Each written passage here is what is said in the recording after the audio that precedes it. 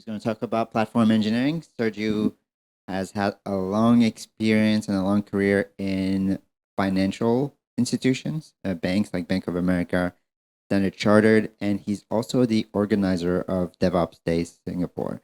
So without further ado, please welcome Sergiu. Thank you, everyone. It's been a while since I've done this in person. So the talk is based on over 18 years of experience in IT and around more than a decade in financial services and cloud technology. So thank you for attending. I know I'm sitting between you and the lunch, so I'll be very brief. But I have a few, let's say, sound bites and graphics that will actually be closer to a cake. We'll see if it's possible. That's about my career. And I started in media. I worked for Adobe. I worked for the banks that introduced some of them, Bank of America, way back more than 10 years ago. And it's very weird. Right now, we're back into this huge cloud, right? But if you look from a principal's perspective, we are done a full circle. Now we want to go into a platform where we pay for usage. It very much sounds like what we used to do back in the days for mainframe. Okay, demo, we'll see, right? A lot of people try the real platforms and they think they're slick. Nothing goes bad. You all know this meme, right? Tesla lost a couple of hundreds millions. So hopefully my talk is actually not impacting, and I come here as a practitioner, all of you who are practitioners as well. I'm very blessed because I got to work at Red Hat with some experts who wrote the books on DevOps, Phoenix Project, DevSecOps Handbook, Site Reliability. So it was very good to understand and get to know them, as well as help our customers to do great stuff, leverage the latest technology, and build awesome products. So for those who want to take a very brief, like what is the talk about, what are the takeaways, here is in a very brief slide what you can focus on, right? So if you are doing maybe like a digital transformation. So first thing first, you want to look at the platform as an nothing scales if you cannot have that trust or you don't depend on the basic foundation, right? So you need to be robust. We don't want to be in the news. We don't want to be hacked. We don't want to be vulnerable. So you want to power a trusted software supply chain. Third, which is probably the most interesting for both startups as well as large corporations, make sure you have a continuous learning organization.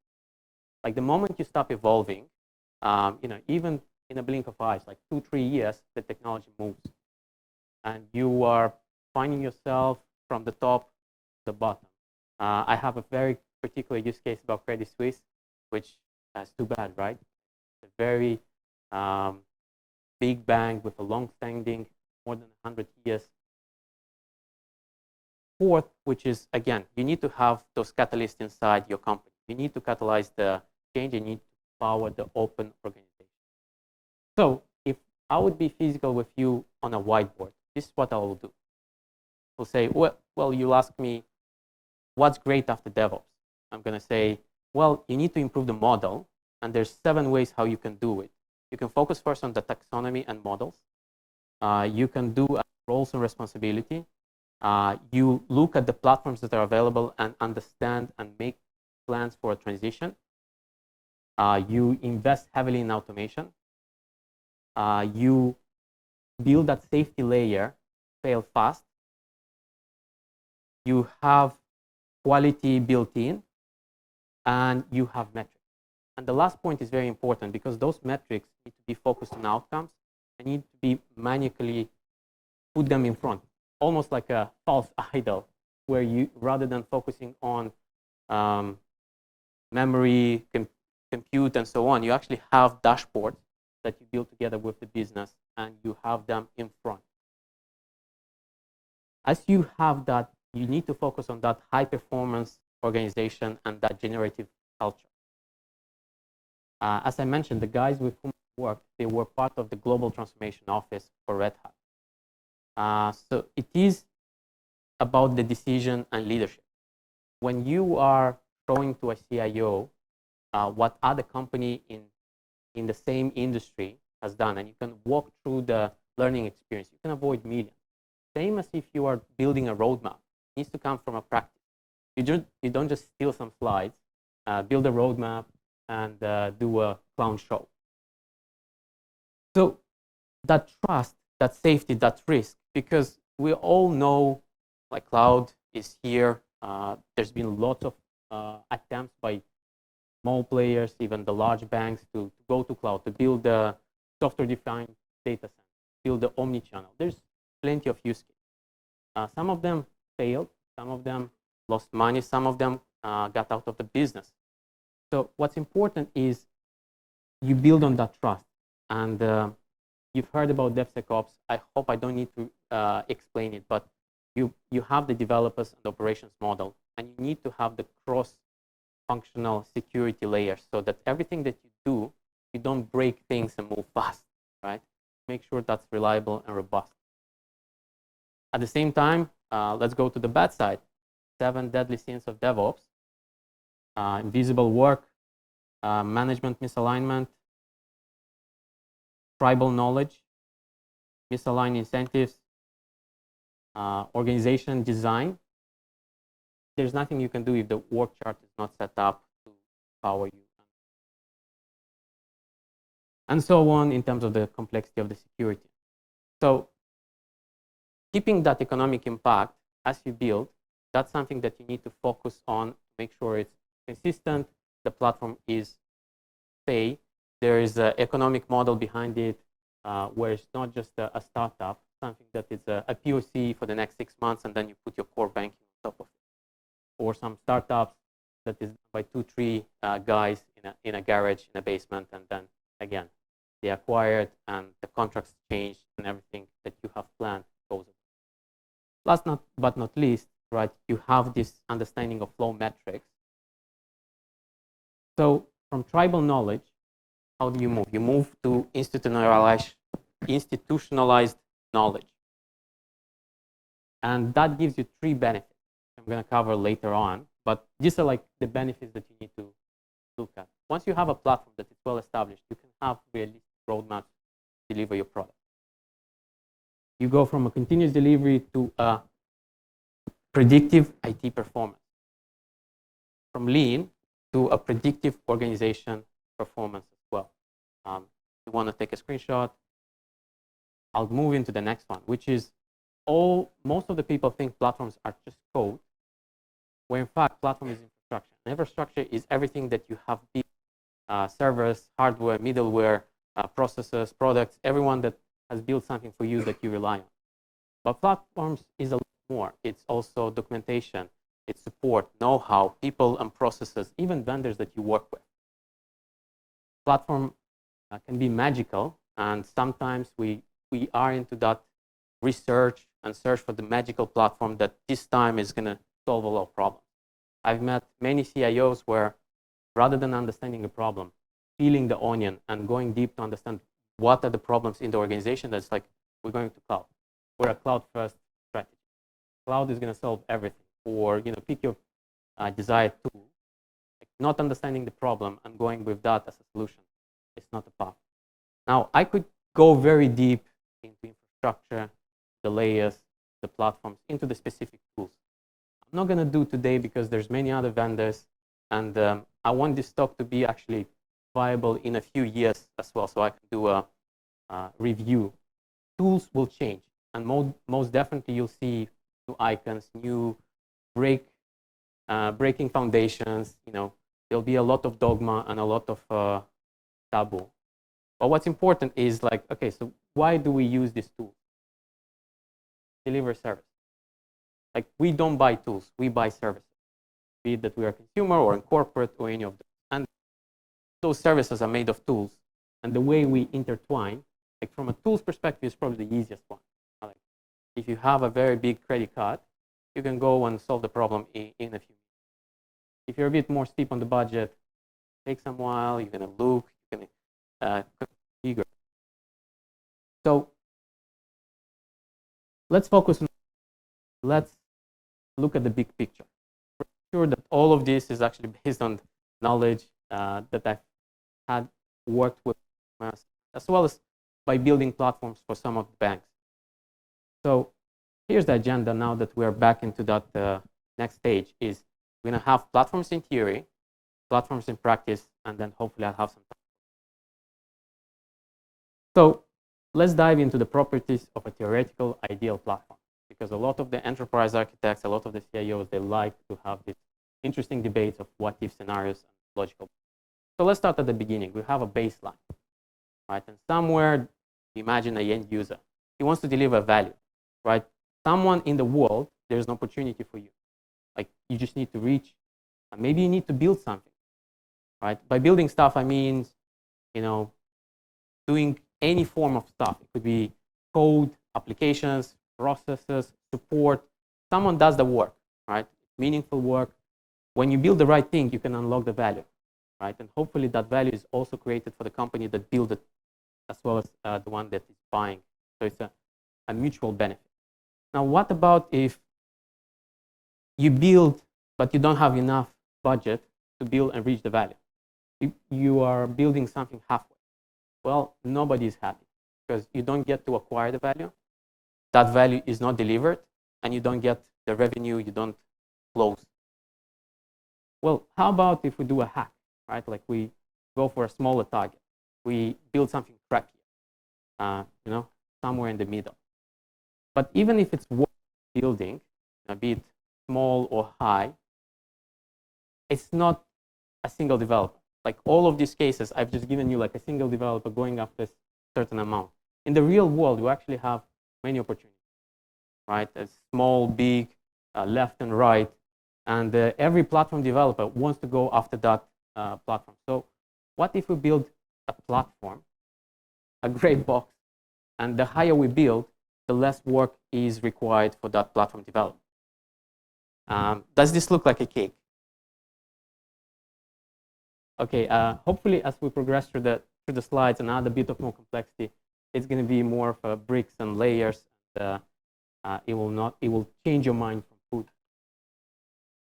But the fact that the value, it can also be, because we have the platform, that means I can do more focused work and deliver more value because I go after a certain outcome. Before we go further, I need to set up the context in terms of like what's a tool and what's a service. So and there's like platforms that offer tools. A tool is something that you can use however you see fit, right? If I have a hammer, I can use it to hit nails. I can make noise to my neighbor. I can even throw it to make it in a weapon. As a service, it's something that requires that continuous and ongoing interaction, something that you actually have to work and deliver as a service. It's more contractual. Like you need to use the service. There's probably terms and conditions, agreements. So why would someone want to build a platform? Well, there's lots of things that people build a platform on open source. Maybe it's out of kind, right? Like somebody built a platform, offers it on GitHub. If I'm a bit more capitalistic, these are like the things that I'll highlight. These are the reasons why someone build the platform. First is have that predictive IT performance, that organization performance, and realistic product roadmap. And you can have that mix of things. Now, in the spectrum of having tools and services, if I go to my product roadmaps, I want to use specific services. Even my product management wants to deliver it like yesterday. If I'm building IT performance, I'm more generally happy with tools that are available, right? I can have those tools, and sometimes I don't even need service. Just build on top of existing. So let's go back to the building blocks. But let's imagine that you as a platform developer, you are using a platform, but the platform owner decides to be greedy. He doubles the price. Now, rather than having twice the capability in order to build all those services that you have in mind, you need to decide maybe half stay within the budget. What if the outcome, and it's also built on the trust, and that's like one of the first properties of a platform. As a platform provider, you need to have that spotless track record. If you have the past where you raised the prices, where you neglected your developers, where you've gone bad in terms of ecosystem and partnership, you will need a lot of trust. If the platform is actually open source, then there's like lower risk, right? If the vendor decides to increase the price, maybe I'm not happy, I can fork it, I can build and call it Sergiu's platform. Anything that will go wrong can go wrong. That's Murphy law. So there's definitely a bit of risk management that you need to do. In general, the worst case scenario, if the platform owner is greedy, and whereas a thriving open source vendor with that spotless track record, you'll probably go with it. So greater trust is one of those properties. Let's talk about another thing, which is the horizontal surface of the platform. If the platform doesn't have this specific use case, right, then you need to build all of it from scratch, maybe from infrastructure, operating system, and all the way to offer the service. Let's imagine that you are scoping, you're actually having some business research, and you have opportunity, and you build, the services that are based on those two platforms, and there's nothing in between. So you decide, okay, we're going to have like a retail platform and a capital market. You put in the effort, and then you just leave it there. It's all successful, everyone is happy. But wait, what if your market research missed that opportunity, business banking or wholesale banking? Well, you need to look at all your contracts. You need to, again, understand what happened, what is the incentive, what is the ROI, and you need to see if it's actually valuable for you to build it or acquire it. And more importantly, it's actually easier to do it if you build the platform wider. Sometimes maybe you build for extensibility and adaptability, which is not a core value in building what you have as the right solution, but it will help you down the road. It will future-proof. So having that economic impact where, depending on how you extend and you have that plug and play, will help you down the term. So far, we've been talking about the platform as a monolith. Now, we're at the API conference, and it's all about semantics, API. So if I have a monolith, and I build just one platform, and I am in charge, I'm the platform owner, all the developers, and everyone is responsible, then it makes things very easy. Like I have my own releases. I don't need to depend on other people. The rationale and things that are layered, they are not of any concern for me. So you need to look at the more generic the platform is, the less opinionated. The more general, more specific. So if I have, let's say, a use case where I'm doing payments, right, then I have all those compliance and processes and licenses that in order to be a payments provider. If I'm selling cat images on the internet, I have a completely different compliance. So code is not a magic. It's all about that institutional knowledge, that inductive. So each layer can be explained and on what beneath it. So what you need to do is you adopt these platforms and tools and layers is you need to have the generative culture. People that understand, that share, and as well as explain it to the others, as well as have a very good collaboration with third-party providers. So rather than having that tribal knowledge, whereas my platform, I do the things my way, if I adopt the open source platform or part of a foundation, an ecosystem, a community, it's much easier to depend on pre-existing documentation, training. If I'm building my own things, then I need to document, I need to certify it, I need to build the entire community from scratch. So we talked about this big black box. Now, API semantics, if you remember, it goes in layers, right? So what if somebody doesn't need to have that API from the higher, needs to configure something that it's in my core? Well, then maybe I expose that API, that configuration, and then what happens next? I don't need to build maybe the configuration. and I have a contract with the developer to depend on that API that is being exposed for that specific use case.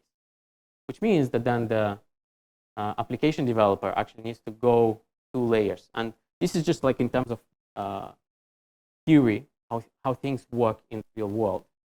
So if the monolith is broken, there might be a different value for the platform. And sometimes the application developer would not want to build it. Maybe it's too complex. Maybe it goes and acquire and create another silo. How about if, in order to enable it, I actually need to give it to the bare metal access, like some AI, ChatGPT, NVIDIA specific configuration? Well, it goes all the way down. Right? I need to have like different layers. I expose those APIs, and then this still looks like a cake. It's a layered cake. Now, if I do components, it looks more like a wall, brick layered wall. But if I go way off, where I start compartmentalize and make every tiny bit, every API, well, I have to support it. Now it's a maze. Now, just in case of me explaining and releasing things, I need to have this Gantt charts, calendars, how things are progressing. It's much harder when instead I had a monolith. But I think this is where you need to have the trade-off. So I don't want to go this whirlwind where I go very brittle and then build specific purpose. It's very hard. As well, I don't want to freeze things where those layers, they never change, and then the platform dies. Because nobody's going to use it. So if you freeze everything and you don't have any wiggle room, you have that trade-off, thin or thick. It's a balance, right? If I will be a consultant, I will say like it depends. And that also moves depending on the time, right? Depending on how the time evolves, how things are being adopted. Remember, people used to think IaaS is the best thing, then platform as a service, IaaS, now serverless. And we have this continuum. All these tools are evolving, but the principles and the practices stay the same. So let's look back at our layered cake.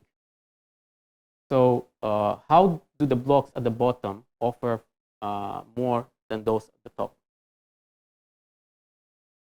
The ones that are at the top, they have less resting space, which means if I have a bug, a crack in my brick wall, right? I only need to notify the adjacent neighbors. Like, okay, need to replace that specific brick. If I have a problem all the way down in the deeper layers, that means I need to do a Hail Mary, replace the engine during a flight. So higher layers offer more innovation. Lower layers, leverage. You'll probably freeze the APIs and the platforms at the bottom layers, and you would constantly evolving and change, like, maybe from a construction engineering background. So far, we've talked about the platform entirely from the platform developer. But what I want you to understand is that actually the platforms is not necessarily just like a block. There's perfect use cases and people that are perfectly fine with VMs, containers. They don't need to use serverless, or they're perfectly fine using bare metal, because that's what allows them to move fast and deliver the value to the customer.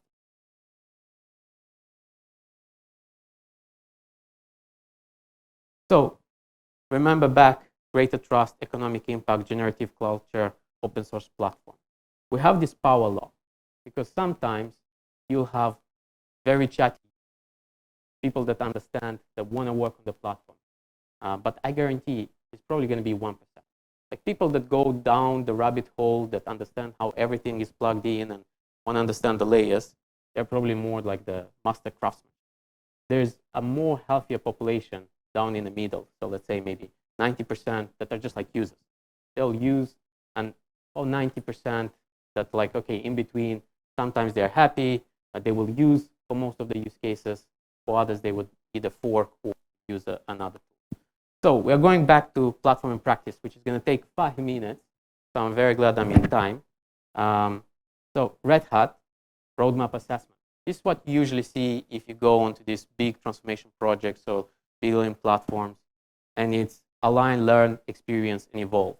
Like, okay, focus open source excellence, project to product, value stream delivery, building metrics communities, team topologies, DevSecOps, developer experience, SRE, site availability engineering, standardization, and then the usual practices, continuous integration, automation, policy, continuous delivery, and a lot of trusted provenance. There's a lot more focus right now in the whole software supply chain to make sure that what you use is not vulnerable.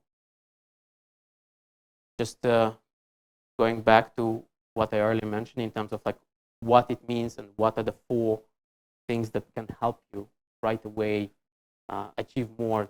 You're having a strategy, you want to build a platform team, as well as you need help. So what will you bet be true in a decade? Like, I walked you through all the layers. With with a hand on your heart, doing that bet, like how computer or how the cloud will look in 10 years. What's the most that you think that will stay immutable?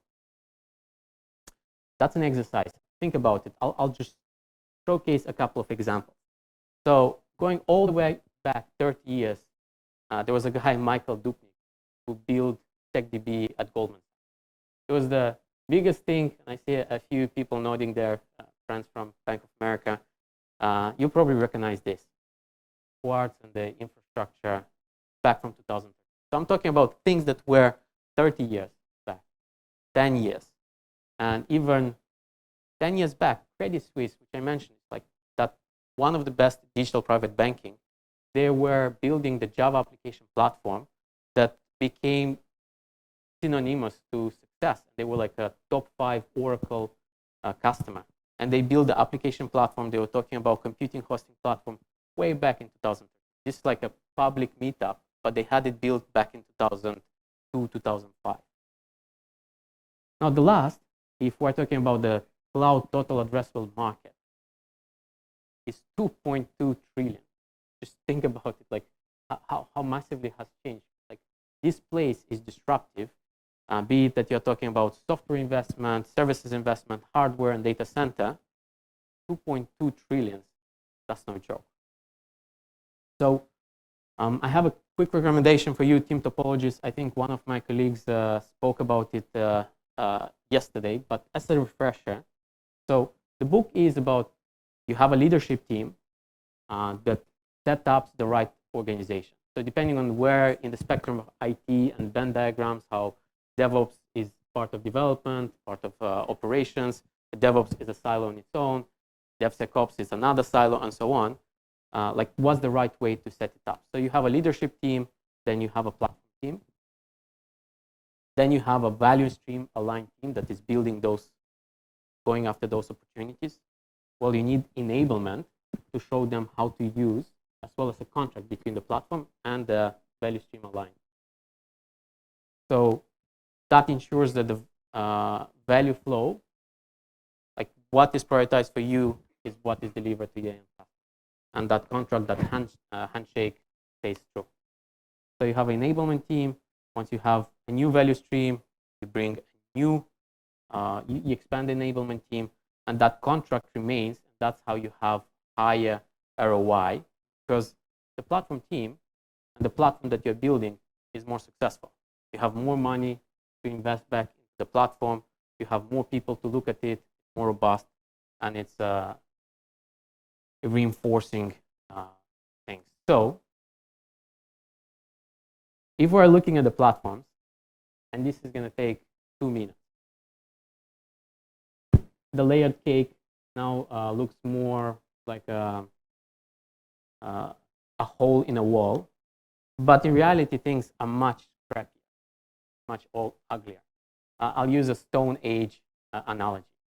Some of the customers that I worked, I was like, how they come, like I still bank with you or still buy groceries from you, how this system is even working. So what can you do first? Well, you see that shaky thing, maybe that's something that you can build. Maybe you fix a specific service, specific error, but what should you do now? Well, from a formal perspective, and of course, if you expose those semantics that we have then, if you look at this setup, it doesn't look. And that's what a lot of CIOs have a very difficult job. A lot of enterprise architects have a very difficult job because for them, when they go into the application portfolio analysis, they don't see the layers. But very much more like these rocks. So the distance from what's ideal from the layer, what technical debt. And that's why a lot of legacies, the banks, e-commerce, travel companies have this massive problem. Because all the unicorns, they started on this perfect layer. They use AWS, they use a platform, they use maybe Heroku serverless. They just have all the things layered up, and they do minimal work to get a use case built and deployed. So what the platform looks now from a layer, what you need to do is basically do some maintenance. You see maybe like somewhere where the layer is not done, maybe you do some maintenance proactive, because that will save you down the road to not do the engine in a flight change. Well, you chisel, you do a little bit of work, it's small, but it's all about the future, right? And this is where you need to have that growth mindset. Think about the value and future-proof your platform. Last but not least, platforms are evolving. And that's one thing that you all need to remember. I hope one of the reasons why you came to this conference is to learn about all the things that are happening in tech. Speak to your peers, customers, partners. This is something that we build at Red Hat, or what I advise in terms of aligning with the team topologies, as well as taking on the engineering and the platform. You need to have communities of practice, have real leadership with experience, who have the scratches, so to speak, that have seen, have done this migration, painful migration. If you want to take another snap, and I am done. Thank you, guys.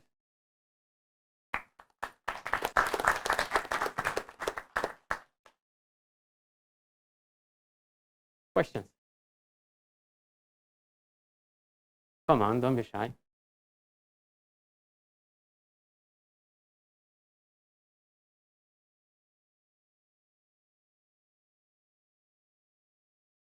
Yeah, I think like as you've seen that layering, even a platform provider depends on something that is provided. Maybe it goes to an operating system that he builds on top of it.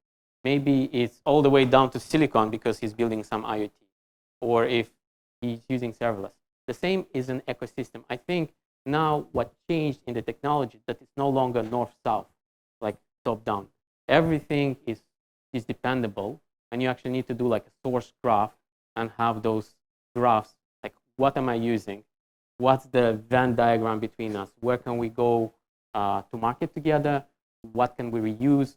How do we make sure we don't rebuild stuff? And I think this is where, from an ecosystem, when you have this clear API and clear semantics, and what's important is you don't start building right away. You wait for them to be tested. You want to see some use cases. You want to make sure that that backward compatibility is there. Right? They're not going to change your version 2, bye-bye version 1. All of you go and do this migration. So I think from an ecosystem, it's back to APIs. That's why it's so interesting about this conference, because APIs have gone not only from an end user provider, but it's also part of this larger ecosystem. I think from a total addressable market, this is where the cloud TAM grows, because the more things we build, the more use cases we can attack. That's why everything around us is very much digital.